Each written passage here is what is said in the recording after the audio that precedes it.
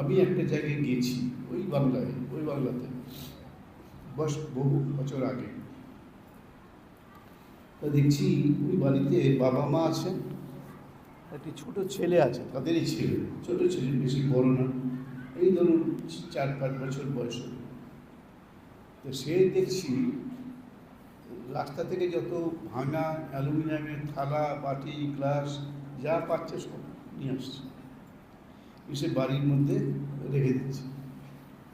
এখন আমি একজন অতিথি অভ্যাগত মানুষ, সেখানে গেছি, আর সেখানে ওই যে ভাঙা থালাবাটি গ্লাস নিয়ে আসছে, বাইরে থেকে তুলে নিয়ে আসছে বাচ্চা ছেলেটা, ধনী পরিবার নিয়ে আসছে, লেগে যাচ্ছে, লজ্জায় পড়ে যাচ্ছে, কিছু বলতে পারছে না আমার সামনে, লজ্জায় কেন নিয়ে আসছিস।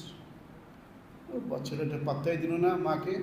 এই বাড়ির ছেলে মেয়েগুলো এরকমই হয়, বাবা মাকে পাত্তা দেয় না। আপনারাও সাবধান, যেমন নিজেদের শ্বশুর শাশুড়িকে করবেন, ঠিক এই ব্যাপারটাই আবার ফেরত পাবেন আপনাদের ছেলেদের কাছ থেকে।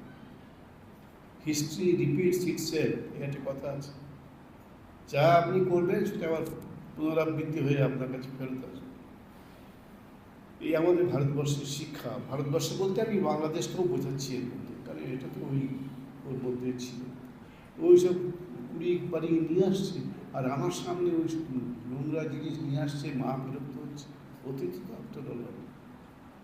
আমার সঙ্গে আর একজন অতিথি ওই বাড়িতে আর একটা ঘরে থাকবেন, তিনি হচ্ছেন ডিস্ট্রিক্ট ইন্সপেক্টর অফ স্কুলস, জেলার স্কুল পরিদর্শক, বড় পদ একটা। তিনি ওখানে বক্তৃতা করতে গেছেন, আমিও গেছি। আমাদের দুজনের ওই বাড়িতে থাকার ব্যবস্থা হয়েছে। ওর সামনে ওই সবগুলো হচ্ছে, ওই ভাঙা থালা বাটি নিয়ে যাচ্ছে। তো মা তো খুব বিরক্ত হচ্ছে, এইসব কিনে আসছে নোংরা। বারবার ধমকাধমকি করার পরে ছেলেটা বলছে, এগুলো রেখে দিচ্ছি। নির্ভীকভাবে বলছে, নির্ভীকভাবে রেখে দিচ্ছি কেন? তোমাদের জন্য। ছেলেটা, বাচ্চা ছেলে মেয়ে তো ভয় পায় না, কাউকে বলে দিল তোমাদের জন্য। কেন? আমাদের বাড়িতে তো আমার দাদু ঠাকুমা আছেন, তাদের তোমরা তো ভালো ভালো থালায় বাটিতে খেতে দাও না। নিজেরা থালা বাটিতে ভালো হয়েছে, আপনারাও করেন, নিজেরা যে থালা বাটি ভালো এগুলো তো খান, ওই বুড়ো বাপ মাকে তো দেন না, দাও না তোমরা।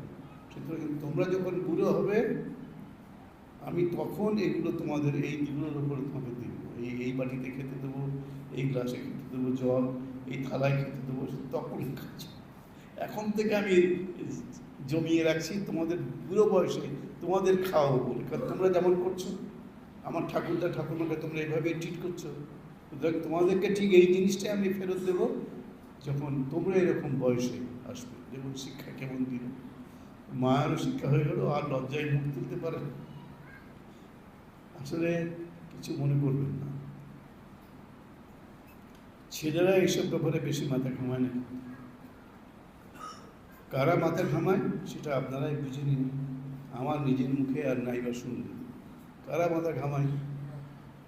সব ক্ষেত্রে কিন্তু মেয়েরা, সব ক্ষেত্রে বলবো না, ব্যতিক্রম থাকতেই পারে, অধিকাংশ ক্ষেত্রেই কিন্তু এই যে নতুন বউ হয়ে এলো মেয়েটি, এই কিন্তু আস্তে আস্তে কর্তৃত্বটা নিয়ে নেয় এবং একদম ওই বুড়ো শ্বশুর শাশুড়িকে অপাঙ্ক্তেয় করে দেয়।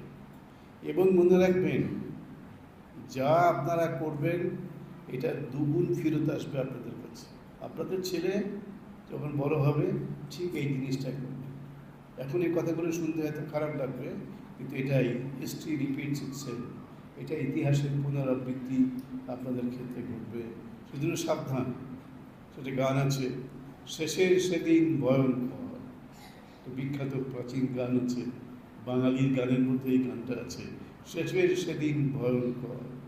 শেষে কিন্তু এই ভয়ঙ্কর দিনের মুখোমুখি আপনাদের হতে হবে। সুতরাং যদি একটা মোটামুটি শ্বশুর শাশুড়িকে নিয়ে থাকার মতো পরিবেশ রাখতে পারেন, তা আপনাদেরই কল্যাণ হবে। আপনাদের ছেলেমেয়েরা শিখবে, তারাও এটা শিখে নেবে যে আপনারা যত্ন করেছেন আপনাদের শ্বশুর শাশুড়িকে, তখন তারাও তাদের মা বাবাকে এরকম করে যত্ন করে রাখবে। মেয়েরাও যখন শ্বশুরবাড়ি যাবে তখন তারাও এটা শিখবে। সুতরাং এটা শিক্ষণীয় একটা ব্যাপার। শ্রীরামকৃষ্ণ এই শিক্ষা দেওয়ার জন্যেই এবার অবতার হয়ে পৃথিবীতে এসেছে। তিনি যুগাবতার, যুগের যেটি প্রয়োজন, যুগের যেটি সমস্যা, সেটি সমাধান দেবার জন্যই তিনি পৃথিবীতে এসেছেন।